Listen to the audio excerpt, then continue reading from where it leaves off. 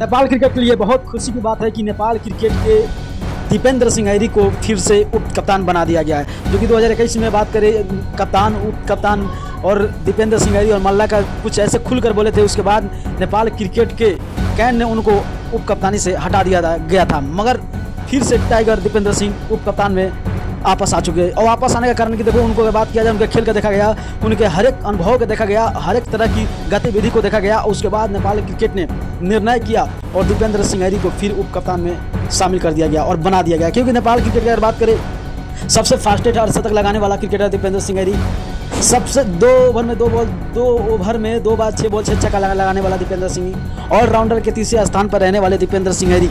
यानी कि सब कुछ देखते हुए नेपाल कैन और नेपाल के मैनेजमेंट ने दीपेंद्र सिंह ऐरी, जो कि एक बहुत अच्छे बल्लेबाजी के साथ साथ बॉलिंग भी करते हैं, ऑलराउंडर के साथ साथ फील्डर भी इतने ज़बरदस्त है, तो भाई शायद इसी को देखते हुए दीपेंद्र सिंह ऐरी ने हर एक दिशाई से, यानी कि देखते हुए, उनके परखते हुए, उनको सोच में देते हुए जब शेड्यूल जारी किया गया, तो भाई बहुत खुशी की बात है। और दीपेंद्र सिंह ऐरी को फिर से उप कप्तान में चयन कर दिया गया। ये नेपाल क्रिकेट और नेपाल टीम के लिए बहुत खुशी की बात है, क्योंकि पहले उप कप्तान कोई भी नहीं था, मगर अब उप कप्तान के दौर पे दीपेंद्र सिंह ऐरी फिर से आ चुके हैं। तो आप लोग क्या सोचते हैं दीपेंद्र सिंह ऐरी के बारे में? आप लोग कमेंट बॉक्स में अपना कमेंट कर दीजिएगा और दीपेंद्र सिंह ऐरी के लिए एक छोटा सा कमेंट लिख दीजिएगा। नए हो तो चैनल को सब्सक्राइब करते हुए फेस को फॉलो करके वीडियो को लाइक कर दीजिएगा। ओके बाय, मिलता हूं नेक्स्ट वीडियो पे। जय नेपाल।